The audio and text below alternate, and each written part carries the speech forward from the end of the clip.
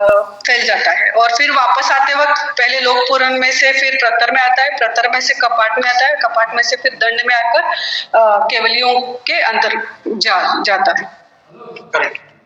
और ये सभी और ये सभी क्रियाएं एक अंतर्मूर्त में ही होती है।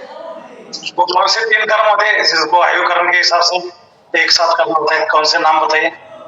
मैंने बोला था उस दिन आपको। हाँ जी भैया, वेदनीय वेदनीय नामान गोत्र। Absolutely correct. Because these are the घातिया कर्म।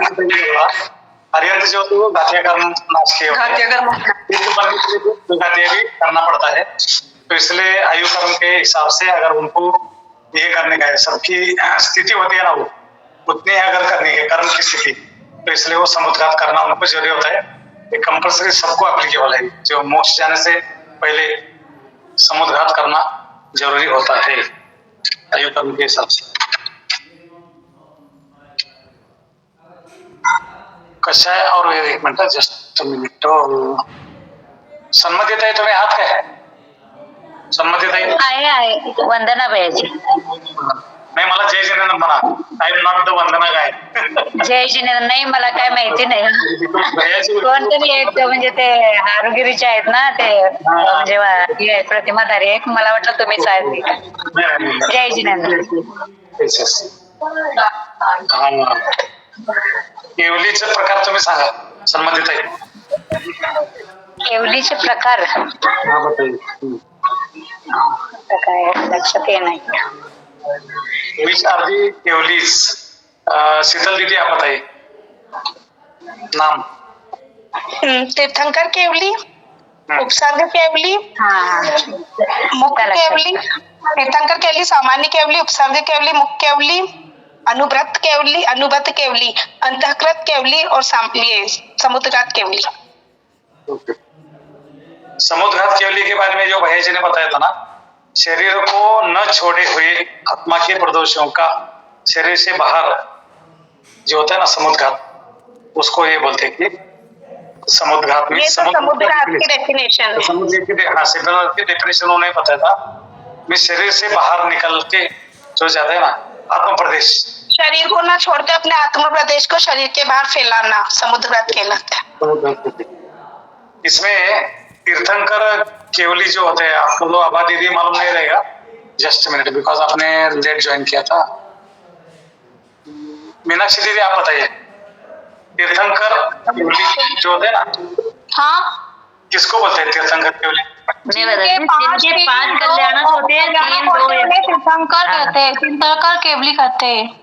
ये तो मालूम है। कितने कल्याणक होते हैं? जिनके 5, 3 और 2 कल्याणक होते हैं उन्हें तीर्थंकर केवली कहते हैं। एग्जाम्पल बताइए। एग्जाम्पल में 24 तीर्थंकर। ये 2 और 3 जो कल्याणक है ना, ये कहाँ पे हो सकते हैं? और 3 कल्याणक मतलब जिनकी दीक्षा जो गर्भ में नहीं आए और जिनका जन्म नहीं हुआ, वो उनके तो 3 कल्याणक। मतलब जो समोशरण में बैठते हैं तो वो मतलब जन्म भी नहीं हुआ और गर्भ में भी नहीं आए, तो उनके 2 कल्याणक रह गए, तो वो 3 कल्याणक हो गए। 3 और 2 कल्याणक में जिनका गर्भ, जन्म और वो दीक्षा नहीं, तब जो वो उसमें विदेश क्षेत्र के तीर्थंकरों के 2 और 3 कल्याणक होते हैं। विदेश क्षेत्र में अभी सामान्य केवली के बारे में मुझे कौन बताएगा? श्वेता दीदी आप बताइए। श्वेता दीदी आप है? हाँ, जय जिनेंद्र भैया जी। जय जिनेंद्र। सामान्य केवली के एग्जाम्पल।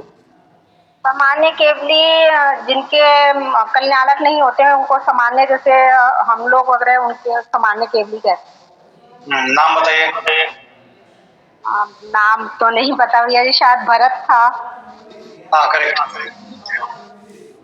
और भरत, बाहुबली, ये तो सामान्य केवली। यस। दिव्यांका जी आप बताइए, है आप? दिव्यांका जी, जी जी भैया जी। उपसर्ग केवली किसको बोलते हैं, उनके एग्जाम्पल बताइए।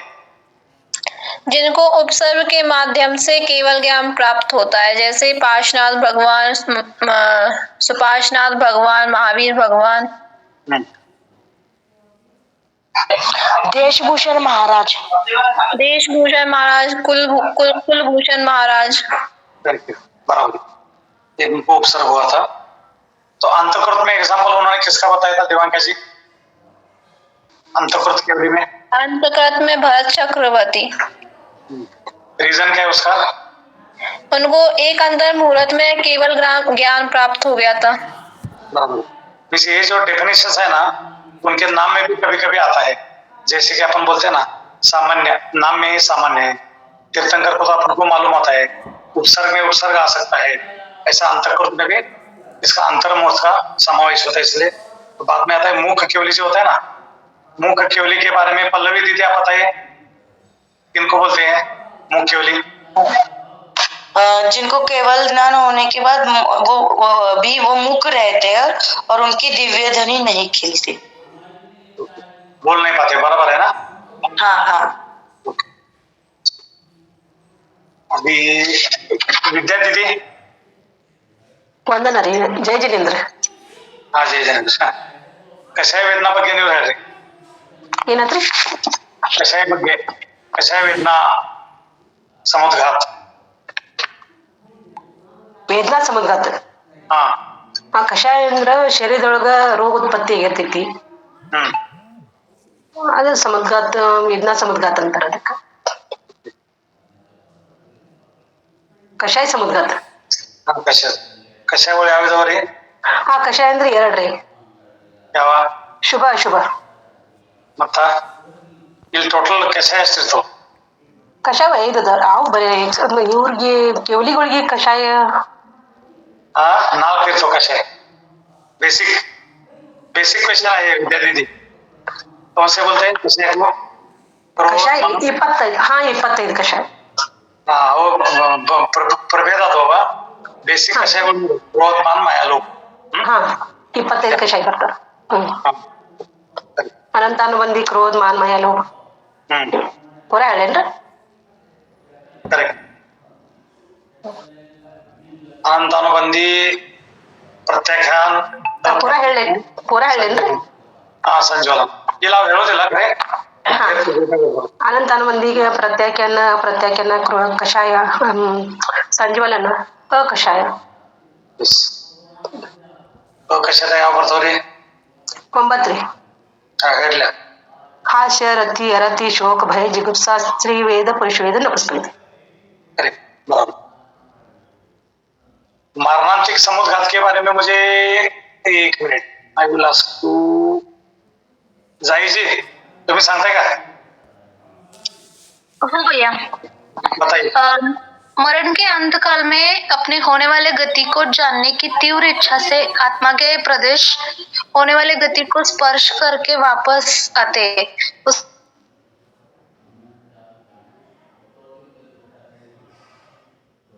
बरोबर. चंद्रकांत कोण आहे? चंद्रकांत व्हिडिओ चालू नसल्यामुळे काय कळत नाही मला इथे. वीडियो ऑन करा ना सगळ्यांचे, सब लोग वीडियो ऑन करिए. आप सुन रहे हैं कि नहीं मालूम पड़ेगा कुछ.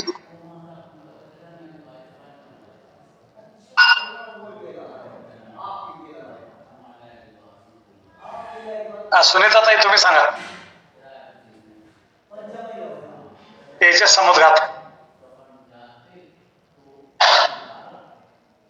सुनीता ताई आप सुन रहे हैं? जी भैया, आप मुझे कह रहे हैं क्या? हाँ यस, आपको ही बोलो. हाँ जी बोलिए भैया. ये जो होता है ना तेजस, हाँ जी. तेजस समुद्घात के बारे में बताइए, आपको क्या पता है, किसको बोलते हैं, उसमें डिफरेंस क्या है, 2 होता है उसमें, वो बताइए. तेजस में और तेजस ही होता है. तेजस में 2 प्रकार आते हैं ना, तो क्या नाम है उनका दोनों का? शुभ और अशुभ. तो तेजस समुद्घात का ये बताइए व्याख्या. भैया जी ने जो आपको बोला था, लिख के लिए आपने? भैया जी मैंने आज अटेंड किए, मुझे पता नहीं है क्या है ये क्लास. भैया मैं बोलूं? फर्स्ट टाइम आप ज्वाइन हो गया? हाँ जी। आज पहली बार ज्वाइन हो गए क्या? नहीं, मैंने 2-3 दिन नहीं की थी बीच में, तो इसलिए मुझे ध्यान नहीं आ रहा क्या पढ़ा रहे हो। और एक आपकी एक मराठी भाषा होती है ना भैया जी, तो थोड़ा कुछ वो भी नहीं समझ आता। हाँ हाँ ठीक है। नहीं आप जनरली तो ये हिंदी क्लास है, मराठी किसी को समझ में, मैं तीनों लैंग्वेज मध्ये आता है, English, Marathi, Kannada and English, और कौन सा बोला? हिंदी। हिंदी तो वो थोड़ा बहुत हमारे ऊपर से निकल जाता है। कितनी बार सुनने का समझने की कोशिश करते हैं, लेकिन वो मराठी चलती है ना, तो फिर वो नहीं, दिमाग से मोस्टली उतर जाता है। क्या बोल रहे? नहीं, मराठी बहुत कम चलता है, ये तो प्योरली हिंदी के लिए है। कोई लोगों को बिल्कुल समझ में नहीं आता है, उनको जस्ट मैं कभी कभार बात करता हूँ, अदरवाइज ये हिंदी में ही क्लास चलता है। There is no issue. अभी आप नहीं ज्वाइन हुआ तो I will go for just a minute. Surekha दीदी आप है?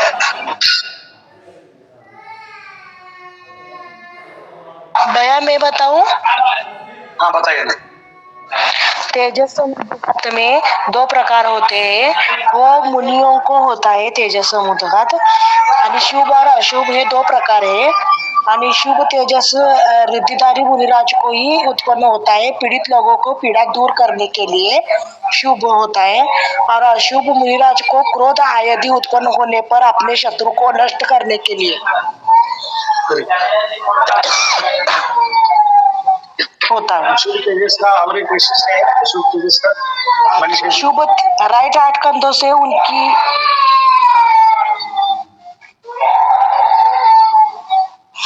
राइट हैंड से उसकी राइट हैंड से निकलती है, उसे शुभ तेजस में होता है। और लेफ्ट हैंड से उसे कहते हैं अशुभ। शीतल दीदी आप बताइए, अशुभ तेजस का और एक वैशिष्ट्य क्या है? अशुभ तेजस क्या करता है अंत में? आवाज नहीं आ रहा। भैया मैं बताऊं, उनके लेफ्ट कंधे से लाल रंग का बिलाव के आकार का 12 योजन तक का लंबा एक पुतला निकलता है, जो संपूर्ण उसको जला के नष्ट कर देता है 12 योजन तक की भूमि को, और वापस अंतर्मुहूर्त में वापस आके मुनिराज को भी भस्म कर देता है।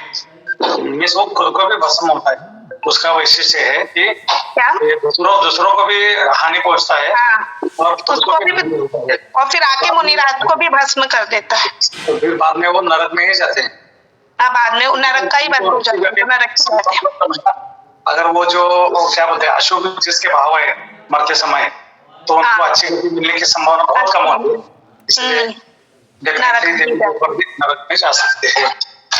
गुड, बहुत अच्छे प्रिपरेशन थे। एग्जाम कितने लोगों ने अटेंड किया आज? हाथ ऊपर करिए ग्रुप में से। Very nice. 9 लोग, 9 10। वेरी नाइस, गुड, बहुत अच्छा। हाँ नहीं, कन्नड़ का भी इश्यू नहीं है, वो भैया जी चेक करके बताएंगे आंसर। नहीं, और ये शांति भैया जी क्वेश्चन रहे। हाँ यस। पर हमारा टाइम से नहीं पहुंचा तो अब चेक नहीं होगा। मैं ठीक है, आप सब भी करिए। मैं बोलता हूँ भैया जी को, मैंने भी रिक्वेस्ट किया था एक्चुअली, सुरभि दीदी को भी बोला था मैंने, जो सबमिट करने वाले हैं ना वो सबमिट तो करिए, एटलीस्ट आपका प्रिपरेशन कितना है क्या है वो देख सकते हैं। वो आपको बख्शीश मिलना है नहीं मिलना है ये तो दूसरी बात है, लेकिन क्या बोलते हैं इसको, at what level you all are there, आप कहाँ लेवल तक आपका अंडरस्टैंडिंग है। बिकॉज इतना जी जान से भैया जी पढ़ाते हैं हम सब लोगों को, तो हम कितना सुनते हैं उसका इम्प्लीमेंट करते हैं। बिकॉज अपना भी पूर्ण पुण्य तो है सब लोगों का, जितने भी लोग जुड़े हैं ना अभी हिंदी ग्रुप में, कि कुछ तो पुण्य आप सब लोगों ने किया है, अब इतने अच्छे क्लास में ज्वाइन हो गए। और जो भी शंका है आपको किसी के बारे में, मिस मुझे पहले मैंने लास्ट टाइम बोला था आपको कि प्रथमा नहीं हो, कर्णा नहीं हो, चरना नहीं हो, द्रव्या नहीं हो, ये चारों प्रकार की जो ग्रंथ अपने अनुयोग बोलते हैं जिसको, जिसके माध्यम से अपने आत्म का विकास या कल्याण हो सकता है। तो भैया जी के कोई भी अनुयोग के बारे में आप कुछ कोई भी बारे में, तो ही क्या बोलते हैं इसमें, हम तो उनके पीछे जस्ट पढ़ रहे हैं, थोड़ा बहुत जो मालूम है उतना जस्ट मैं शेयर करते रहता हूँ। लेकिन भैया जी उसके बारे में आपको कभी भी लगाना, आपको any time you can ask him questions, और आत्म कल्याण आप करके ले सकते हैं।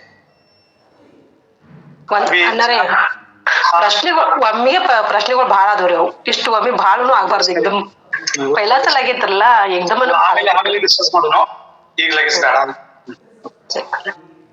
दिव्यांका जी, 4 अभिषेक के बारे में भैया जी ने बताया था, कौन कौन से अभिषेक होते हैं 4? एक जन्माभिषेक, दीक्षाभिषेक, प्रतिमाभिषेक, एक और होता है राज्य अभिषेक। सीक्वेंस उनका ऐसा है, जन्म, राज्य, दीक्षा और प्रतिमा। बिकॉज हम रेगुलर जो करते हैं मंदिर में, वो कौन सा अभिषेक होता है? प्रतिमाभिषेक। करेक्ट। अभी विवाहित अविवाहित के जो बारे में हम चर्चा करते हैं ना दिव्यांका जी, तो सभी तीर्थंकर क्या होते हैं? क्या? विवाहित अविवाहित बोलते हैं ना अपन, मैरिड अनमैरिड, है ना? 24 तीर्थंकर सभी मैं सांगू दिव्यांका जी, आप ही बताइए। क्वेश्चन समझ में नहीं आया। ये तीर्थंकर जो होते हैं ना, वो विवाहित होते हैं या अविवाहित होते हैं? विवाहित होते हैं सभी। हाँ, अभी इस काल में तो संभव नहीं हो पाएगा, उसका रीजन बताया था उन्होंने। श्वेता दीदी आप बताइए। श्वेता दीदी आप सुन रहे हैं? हाँ भैया जी, मैं सुन रही हूँ। हाँ, इसमें हमने एक रीजन बताया था हमने, जो है ना चतुर्थ काल में जो भी। हाँ भैया जी, होंडा अफसर भी नहीं काल होने के कारण उनको मतलब उनका विवाह होता है।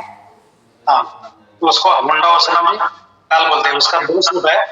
उसके कारण 5 जो तीर्थंकर है ना अभी के इसमें, ब्रह्मचारी है वो 5 तीर्थंकर। तो भैया जी उस समय पे नहीं था वो काल?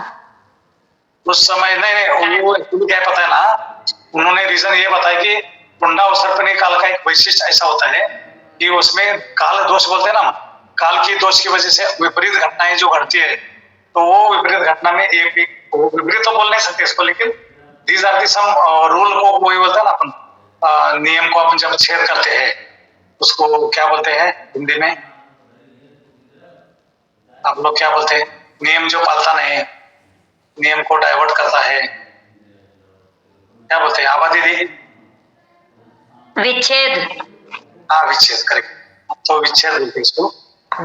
तो रेगुलर में ऐसा होता है, लेकिन एक आध केस में, बाय एग्जाम्पल अभी जो बताया ना मुंडा और सर्पणी काल, तो उस काल के दोष के कारण से ऐसा होता है।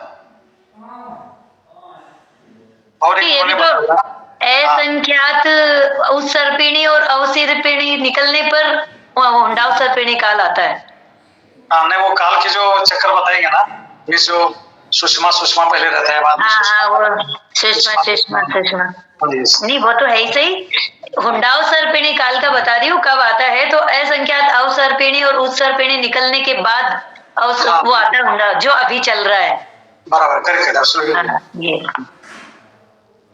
अभी पंचमुष्टि के बारे में कल बताया था भाई, पहले परसों। किरण दीदी आप बताइए, पंचमुष्टि जो होता है ना, सदर जो करते हैं बाल के, तो क्या होता है और कहाँ पे वो ये करके आते हैं, वो बताइए। पंचमुष्टि को वो क्या कहते हैं, क्षीर सागर के समुद्र में सिराते हैं, मतलब डालते हैं, पर वो वहां पर से उड़कर ढाई द्वीप में वापस आ जाते हैं और वहां कपूर की तरह उड़ जाते हैं। लेकिन उसका रीजन क्या बोला था उन्होंने? क्या बोला था भैया जी? ये बोला था कि ढाई द्वीप से ऊपर कोई सा भी वहाँ ऊपर नहीं जा सकता है, कोई भी यहाँ का कोई भी चीज है जो आगे ऊपर नहीं जा सकता है, जिसके कारण से ये वापस वहीं आ जाता है, क्षीर सागर में नहीं पहुंच पाता। मतलब वो मनुष्य का कोई भी अंग ढाई द्वीप में नहीं जा, वो क्षीर सागर में नहीं जा सकता, उसके आगे नहीं जाएगा। अभी ये तो आपका क्वेश्चन आपने सॉल्व किया होगा। मीनाक्षी दीदी आप बताइए, आपको तो सिंपल है, समोशरण किसे कहते हैं? समोशरण में मतलब जिसमें सभी प्रकार के सभी तरह के जीव मतलब जाते हैं। समोशरण अर्थात जहाँ पर भगवान की धर्म सभा लगती है और धर्म वो जहाँ पर सभी प्रकार के जीव समान रूप से शरण प्राप्त होती है, उनको समोशरण कहते हैं। ओके। अभी उसमें आबादी क्या बताइए, टोटल कितने सभाएं होती है उसमें टोटल? 12 सभाएं होती है। नाम पता है आपको? हाँ मालूम है। पहली सभा में गंधर्व और मुनिराज होते हैं। दूसरी सभा में कल्पवासी देवियां होती है। तीसरी सभा में आर्यिकाएं और श्राविकाएं होती है। चौथी में ज्योतिष देवियां होती है और पांचवी में व्यंतर देवियां होती है। छठी में भवनवासी देवियां होती है। सातवें में भवनवासी देव, आठवें में व्यंतर देव, नौवें में ज्योतिष देव और 10वें में कल्पवासी देव और 11वें में चक्रवर्ती मनुष्य, मतलब मनुष्य में चक्रवर्ती और तिर्यंच सभी पशु पक्षी। 12 सभाएं। शीतल दीदी उन्होंने बताया बराबर है? नहीं, 11वीं सभा में वो चक्रवर्ती और मनुष्य और 12वीं में तिर्यंच। तो यही तो बोला मैंने। हाँ, 12वीं में बोल दिया आपने। नहीं, मैंने कहा 11वीं में चक्रवर्ती मनुष्य और 12वीं में तिर्यंच पशु पक्षी। हाँ, वो आप 12 नहीं बोल के 7 में बोल गए। नहीं, वो एक 12वीं है ना। नहीं, हाँ, वही बोला। हाँ, वेरी नाइस, बहुत अच्छा। अभी 5 कल्याण के बारे में बात करेंगे हम। श्वेता दीदी, टोटल कल्याण कितने होते हैं और पहले आप गर्भ कल्याण के बारे में थोड़ा बताइए। टोटल कल्याणक 5 होते हैं: गर्भ, जन्म, तप, केवल ज्ञान और निर्वाण। बराबर। गर्भ कल्याणक मतलब वो मुझे समझाना नहीं आएगा भैया जी, थोड़ा जितना समझ में आया उतना ही बताइए।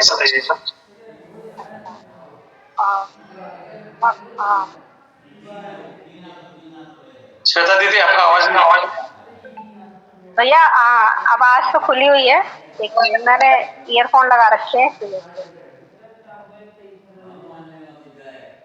जब स्वधर्म इंद्र के द्वारा महोत्सव मनाया जाता है, मतलब भगवान गर्भ में आने वाले होते हैं तो उनके द्वारा महोत्सव बनाया जाता है, तो उसको गर्भ कल्याणक कहते हैं।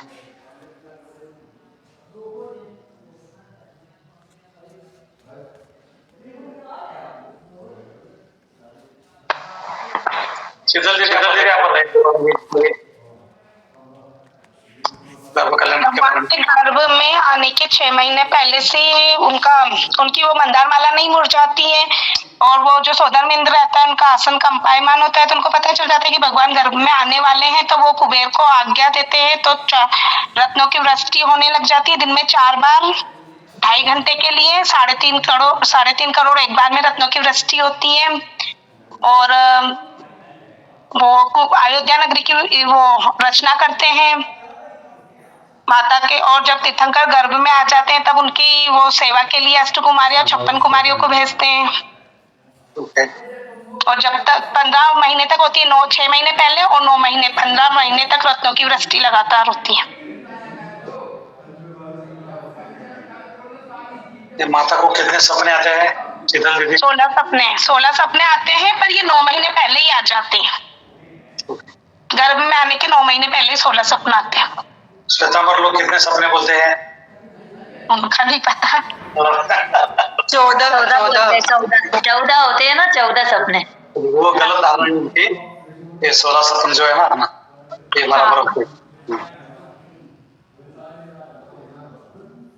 जन्म कल्याण के बारे में किरण दीदी आप बताइए जी। जन्म कल्याण क्या? जन्म कल्याण जन्म होता है ना तीर्थंकर बालक का। हाँ, जन्म होता है तो सोदर इंद्र खुशियां मनाता है और अपनी इस सची को भगवान गर्भगृह में बालक को लेने भेजता है और इतना खुशी होती है कि 1000 नेत्रों से भगवान को देखता है। फिर उसके बाद तांडव नृत्य करता है, तो उसको ऐरावत हाथी पर बिठालकर सुमेरु पर्वत पर ले जाते हैं और पांडुक शिला पर उनका अभिषेक करते हैं क्षीर सागर के जल से। कितने प्रकार के देव आते हैं वहाँ पे? क्या भैया जी? कितने प्रकार के देव आते हैं उधर जन्मोत्सव मनाने के लिए? जन्मोत्सव मनाने के लिए सभी प्रकार के देव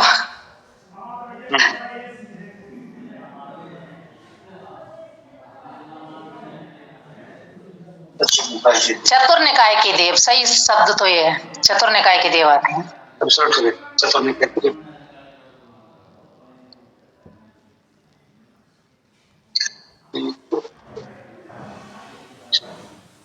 हाँ आभा दीदी आप बोलिए ना, ये 63 शाला का पुरुष है ना, 63 शाला का पुरुष कौन कौन है? 24 तीर्थंकर, 12 चक्रवर्ती, 9 नारायण, 9 प्रति नारायण, 9 बलभद्र। Okay correct.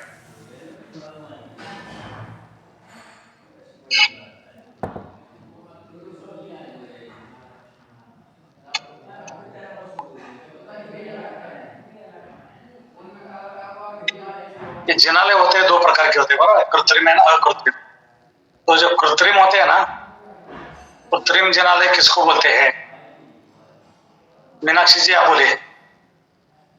कृत्रिम तो मतलब जो मनुष्य देवों तिर्यंचों द्वारा बनाई जाती है, और अकृत्रिम जो प्राकृतिक रूप से अपने आप बनी रहती है। अकृत्रिम में किस किस का नाम बताएंगे आप? अकृत्रिम के नाम नहीं पता। आप मंदिर में करते हैं ना पूजा? आभा दीदी आप बताइए, आपको मालूम है? मतलब अकृत्रिम तो नंदीश्वर करते ना मंदिर में। हाँ, अनादि से जो बने हुए हैं, अनादि से जो बने हुए हैं, शाश्वत जो है। हाँ तो नंदीश्वर देव और हाँ बराबर। नंदीश्वर देव का भी अपन नाम ले, पंचमेरु पूजा वगैरह अपन करते हैं। पंचमेरु, नंदीश्वर, हाँ ये सब जो शाश्वत है। ये अकृत्रिम है। हाँ ये अकृत्रिम है, ऐसा है। भैया जी ने बताया ना अभी तक वो, लेकिन आने वाला है सब्जेक्ट उधर, लेकिन वो नाम में आप ध्यान में रख सकते हैं, बराबर है।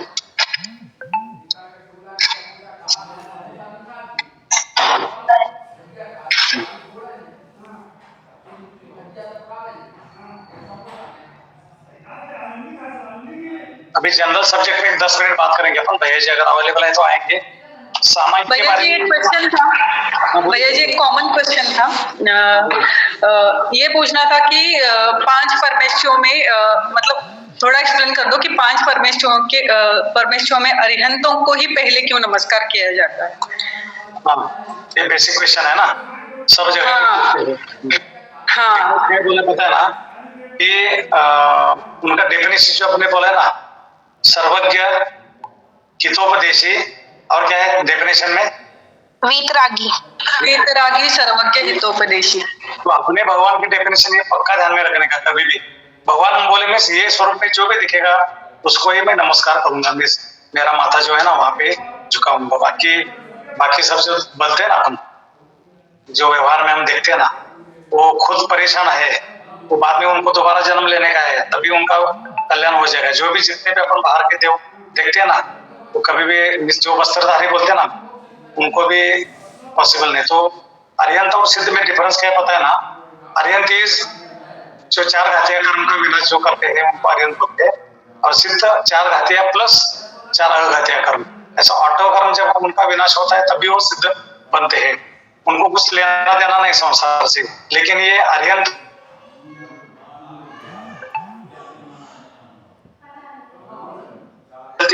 अभी देखा हमने धर्म सभा में कितने जो समोशन होता है ना, उसमें कहाँ पे कितने प्रकार के जीव आते हैं आत्म कल्याण करने के लिए, वहां पे जो होता है ना, तो वो अरिहंत परमेश्वर का एक वैशिष्ट क्या है कि वो आपको आत्म कल्याण करने में मददगार बनते हैं। मीन्स अगर आपको यहाँ से सिद्ध तो आके आपको बताएंगे नहीं, बिकॉज बाकी संसारी जीवों से उनका कुछ लेना देना नहीं, लेकिन अरिहंत अवस्था में जो उन्होंने तीर्थंकर की धुनी, गणधर ने सुनी, अंग रचे चुने ज्ञानमय, हम बोलते हैं ना, तो सीक्वेंस ऐसा है। वो मीन्स तीर्थंकर की जो ध्वनि समोशन में मिलती है ना, तो वहां से गंधर्व परमेश्वर ये करते हैं। बाद में वो अपन ये जो है ना केवली श्रुत केवली, बाद में जो परंपरा अपनी चलती आई है ना, वो सब लिपिबद्ध करते हैं।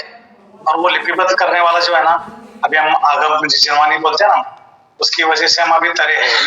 अभी जो आत्म कल्याण हमारा होगा अभी पंचम काल में, तो तीर्थंकर संभव नहीं है। अभी जो भी ज्ञान बोलते हैं ना, आचार्य श्री को जब पूछा था आपको कितना ज्ञान है, तो वो बोले कि समुद्र में एक सुई अगर मैंने ये कर दी लोगों की वहां पे अगर सुई के टोप के ऊपर जितना ज्ञान रहेगा उतना मुझे ज्ञान है। इस जिन्होंने 75 ईयर्स है जो भी प्लस आराधना की होगी, इतना हम तो संसारी जीव है, तो हमको इतना परसेंटेज में आएगा।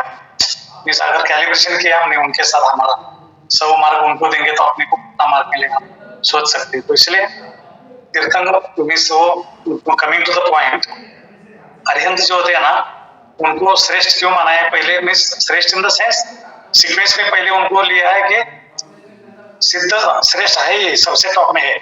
अरिहंत को भी आदमी सिद्ध होने का ही है, लेकिन संसारी जीवों को अगर कल्याण कुछ करने का है, संसारी जीव में उसमें हम भी आते हैं, हमारा अगर कल्याण करके लेने का है तो सर्वज्ञ हितोपदेशी और वीतरागी जिनका स्वरूप है देव के स्वरूप में, उनको तब तक शरीर तो होता है उनका, बराबर है, सहयोग केवली की बात की वाली अवस्था है वो सिद्ध की। लेकिन अभी जब तक उनका समोचरण चलता है, आयु कर्म जब तक खत्म नहीं होता तब तक वो समोचरण चलेगा, हमको जो ज्ञान मिलेगा उनके थ्रू।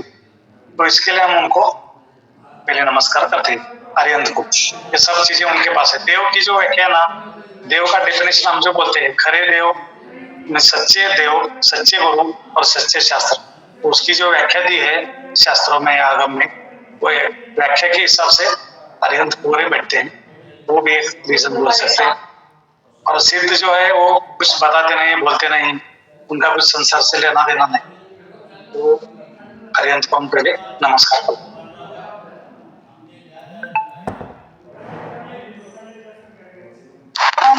कि आज के प्रश्न पत्रिका में पार्श्वनाथ भगवान के अपर नाम बताइए, एक क्वेश्चन आया था। अपर नेम का मतलब क्या होता है? ये बोलते ना हम उसको क्या बोलते हैं, दूसरा नाम बोलते हैं ना अपन। इस भगवान महावीर के कैसे 5 नाम है ना अलग अलग, वीर, अतिवीर, महावीर, सम्मति, ऐसे बोलते हैं ना। मिस मेरा अंडरस्टैंडिंग वो है, फिर भी एक बार भैया जी को पूछेंगे अपर नाम का मेरा। टोपन नाव हाँ, तो दीदी बराबर है ना हिंदी में? हाँ, दूसरा नाम कौन सा है? और अल्टरनेट नेम बोल सकते हैं। ओके, हाँ, अल्टरनेट क्या है दूसरा नाम? शुभम। शुभम उत्तर पुराण में शुभम है, वैसे दूसरे उसमें शुभम मित्र बताया है, लेकिन उत्तर पुराण में आया है शुभम है।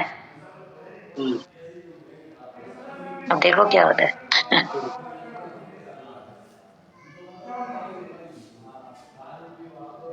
सामयिक कौन कौन करते हैं डेली? भैया जी पाठशाला अटेंड करते हैं, इसके अलावा टाइम ही नहीं मिलता है। ओके, नहीं जो जरूरी चीज है ना उसमें सामायिक भी एक चीज आता है। जैसे हम मंदिर में जाके पूजा पाठ अभिषेक वगैरह करते हैं ना, सामायिक पाठ बोलते हैं। तो अगर आत्मा की विशुद्धि आपको बढ़ाने के है ना तो सामायिक पाठ करना जरूरी है। मैं डिटेल एक आधा घंटा 1 घंटे का भी सेशन लेता हूँ उसमें। सामायिक पाठ के बाद में अपन एक बार डिटेल बात करेंगे। मीन्स उसमें क्या होता है पता है ना, उस साम्य भाव में जो लगते हैं ना बाकी लोगों के साथ, जो भी 2 चीजों की वजह से उन्हें को दुख होता है, अनिष्ट योग और इष्ट वियोग में। जब भी इष्ट का वियोग अपना होता है तब एक दुख होता है, और अनिष्ट का योग अगर होता है तब भी दुख होता है। तो ये दोनों के स्टेज में अपने को साम्य भाव रखना होता है। जब होता है ना लेफ्ट जाने का है ना राइट में जाने का है, मध्य मार्गी बनो बोलते हैं ना महाराज जी कभी कभी। तो रीजन बिहाइंड दैट इज कि उसका दुख नहीं होता है आपको। आप बहुत सपोज अंबानी बन गए एक दिन में, या कुछ भी कुछ अच्छा हो गया, अच्छे कर्म आ गए, तब भी आप खुल के जाने का नहीं। तो कुछ कठिन परिस्थिति आ गई, विपरीत स्थिति में कुछ डेरेल हो गई गाड़ी अपने को, हम नीचे आ गए, तो उस वक्त भी दुख करने का नहीं कभी भी, because these are the temporary phases in the life. जिसे लाइफ के बहुत छोटे छोटे फेज रहते हैं, तो टेम्पररी फेज से हम परमानेंट जो फेज मेरा है ना, मीन्स मेरा जो आत्मा है जो शाश्वत है, उसकी तरफ कभी भी ध्यान देने का, मीन्स उसका नुकसान कम होवे ऐसे अपनी चर्या चाहिए। 3 बोलते हैं ना, अब क्या बोलते हैं हम, कृतकारिता अनुमोदित, जो भी क्रिया करते हम खुद करते हैं, कार्य किसके तरफ से करके लेते हैं या अनुमोदना करते हैं अपन। और 3 क्या बोले हैं, मन वचन और काया, योग पूरे बोलता ना उसको योग बोलते।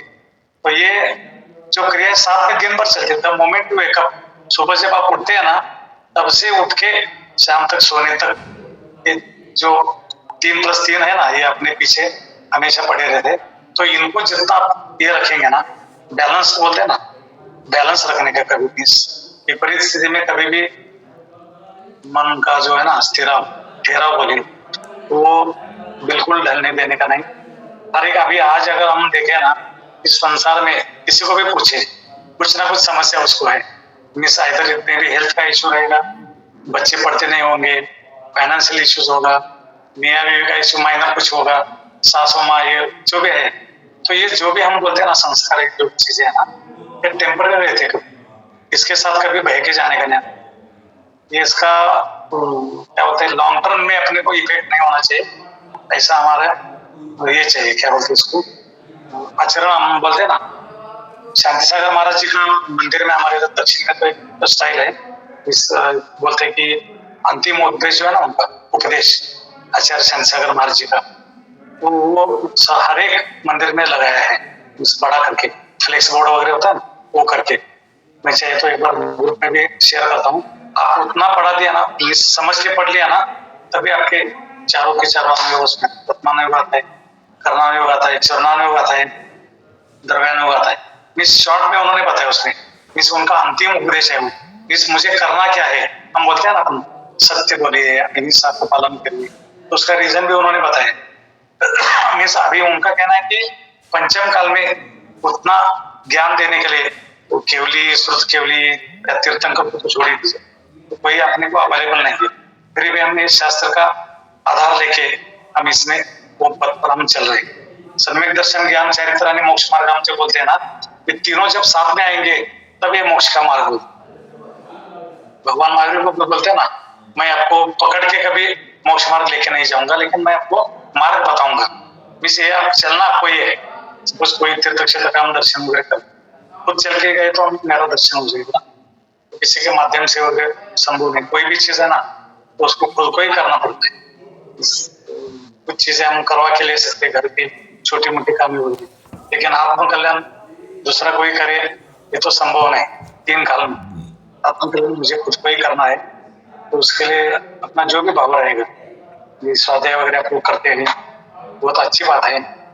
और इसमें कभी भी कुछ लगा डाउट से आप भैया जी तो है, मेरे को जितना संभव है, मुझे जितना मालूम है वो भी बोल सकता हूँ। हमारे इधर कोल्हापुर के नजदीक बाहुबली, अपने नाम सुना होगा, गुरुकुल है वहाँ पे, गुरुकुल बाहुबली में। तो हम लोग गुरुकुल में पढ़ते थे, उसको 3 साल में पढ़ा था उधर। तो वो बेसिक संस्कार जो मेरे 8th, 9th और 10th, इस 3 साल में जो संस्कार हो गया ना, वो अभी तक पक्के है। इस वो ढला ही नहीं मैं उसके पास से।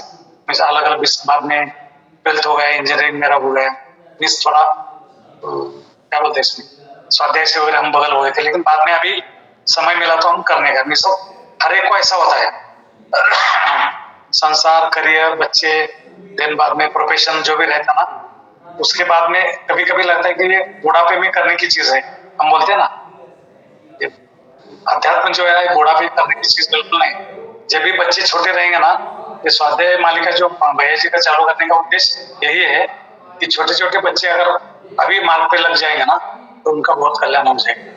अगर धर्म आगे बढ़ा के लेने का, सपोज हमारा सब लोगों का एज किसी का 30, 40, 50, अबाउट 20 है ना सब लोग, तो इसलिए जितना हम जिए, वो बच्चों का आगे भविष्य अगर ज्यादा अच्छा है ना, तो धर्म को आगे लेके जा सकते हैं। अभी बाकी के लोगों के बारे में भैया जी ने बताया था कि बौद्ध लोग का प्रचार कैसा करते, क्रिश्चियन लोग कैसे करते, बाकी मुस्लिम का तो आप देखते हैं दिन में कैसा चलते हैं। तो हम शाश्वत धर्म जो हमारा है ना, जैन धर्म, उसको इतना कर सकते हैं ना, प्रचार और प्रसार अपने को प्रभावनान का भी उसमें आता है। तो इसलिए इस अध्याय में आप लोग जुड़े हैं, लेकिन आपको जो लगता है कुछ लोगों का भी कल्याण हो जाए, तो उन लोगों के भी जुड़ा सकते हैं। एटलीस्ट जितने भी लोग हैं, 2-2 लोगों को भी ज्वाइन कर दिया, हम करीबन 20 लोग डेली रहते हैं, तो करीबन 60 हो जाएंगे। फिर बाद में वो बढ़ते बढ़ते जाएंगे। तो अपना इंटेंशन वो चाहिए कि कुछ लोगों को और जोड़ेंगे। अपना इंटेंशन उतना है कि उनका भी कल्याण हमारे साथ साथ हो सकता है। भैया जी कुछ बोलने का है? जो आपने अभी बोला ना, क्रिश्चियनों ने धर्म परिवर्तन कराया है, हाँ, उसकी एक वीडियो में दिखाना चाह रहा हूँ। आप जब तक करिए अपना। हाँ चलिए।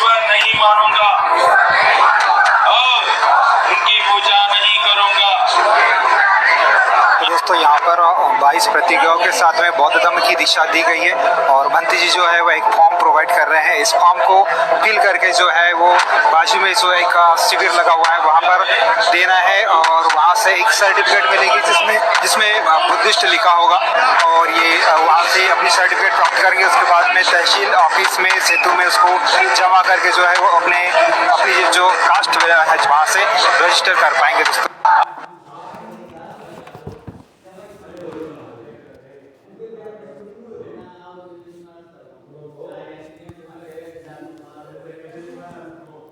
हो गया है।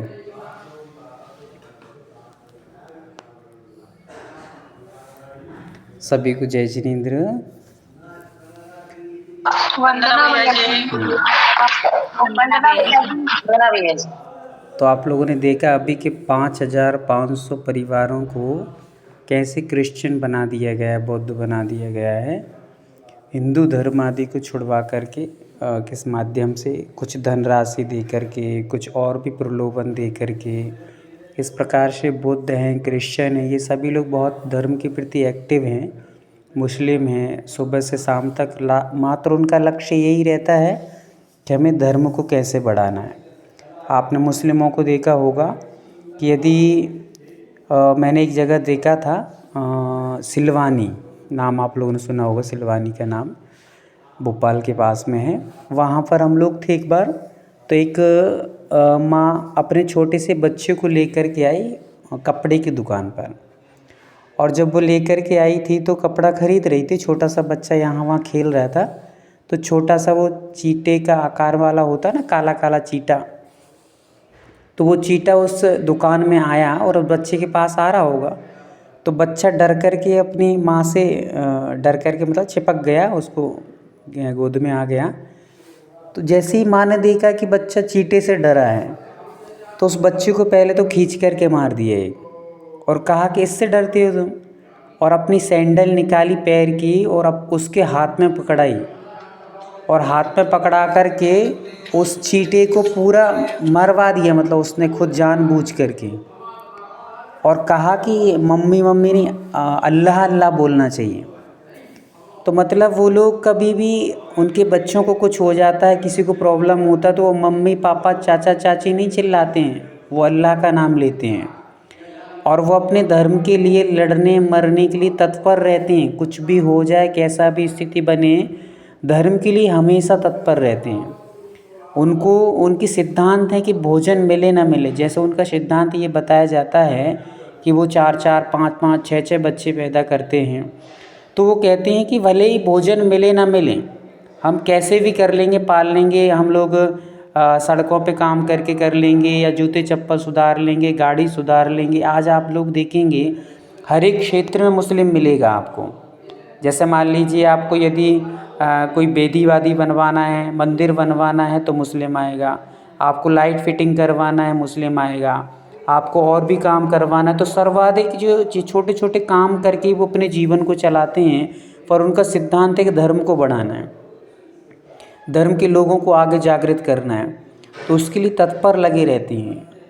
ऐसे करके अपन लोगों को आज सोचना पड़ता है कि इन लोगों की, जिनकी की कोई हस्ती नहीं है, जिनकी कोई धर्म कर्म नहीं है, उनके आदर्श लेकर आज हमें शिक्षा लेना पड़ रहा है कि इनसे सीखो कैसे इकट्ठा रहना चाहिए, कैसे हमें अपने धर्म को बढ़ाना चाहिए। जबकि शिक्षा हमारे धर्म से लेना चाहिए था सबको।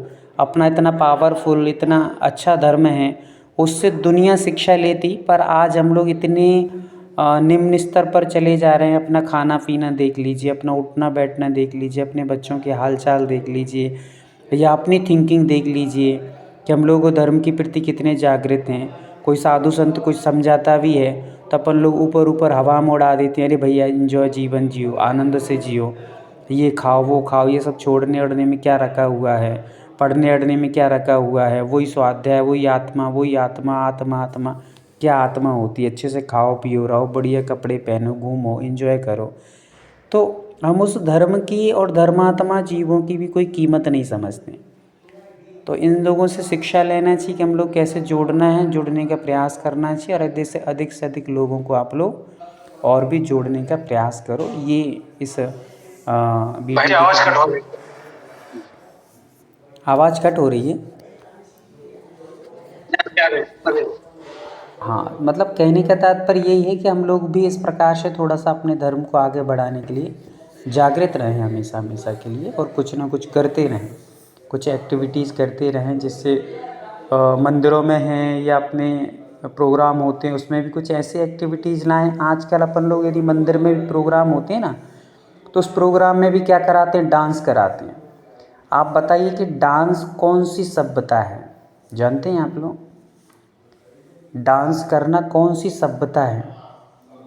आप यदि एक्चुअली में देखेंगे ना, कभी भी जब डांस होता है, अपने बेटा बेटी नृत्य करते हैं, सामने डांस चलता रहता है भरी सभा के बीच में, तो आप लोगों ने एक हिंदी में गाना चलता है, उस गाने को यदि कभी आप सुनेंगे, उसमें कहा है कि रामचंद्र कह गए सिया से ऐसा कलयुग आएगा और मंदिर खाली खाली होंगे भरी रहेंगी मधुशाला। क्या कहा? मंदिर खाली खाली होंगे भरी रहेंगी मधुशाला और भरी सभा में पिता सामने नाचेगी घर की बाला। समझ में आ गया आप लोगों को? शायद महाराष्ट्र वालों को, कर्नाटक वालों को ना आया होगा। तो यहाँ पर कह रहे हैं कि भरी सभा में पिता सामने नाचेगी घर की बाला। घर की जो बच्ची है, लड़की है, भरी सभा में अपने पिता के सामने, अपने परिवार के सामने नाचेगी। नाचने की सभ्यता जैनों की सभ्यता नहीं है। नाचना नहीं, हमारे यहाँ पर नृत्य कहा है, हमारे पास कथक है, भरतनाट्यम है, ये सारी चीज़ों में सभ्यता रहती है। अपने वस्त्रों की भी, अपने जो भी हाव भाव की भी रहती, सभी सभ्यताएं हैं। किंतु ये जो आजकल के नृत्य गाने होते हैं, डांस होते हैं, उनमें ना कोई सभ्यता है, ना कोई संस्कृतियां हैं, ना कोई संस्कार नज़र आते हैं। और अपन लोग करवाते भी हैं, बड़े हाव भाव से सिखाते भी हैं। आजकल बच्चों को यदि छुट्टी के दिन होते हैं ना, तो अधिकतर बच्चे डांस सीख रहे हैं। वो डांस सीखते हैं, धीरे धीरे स्टेजों पे करते हैं, उनके हाव भाव अन्य लोग देखते हैं, आकर्षित होते हैं, और फिर कुछ भी होता है।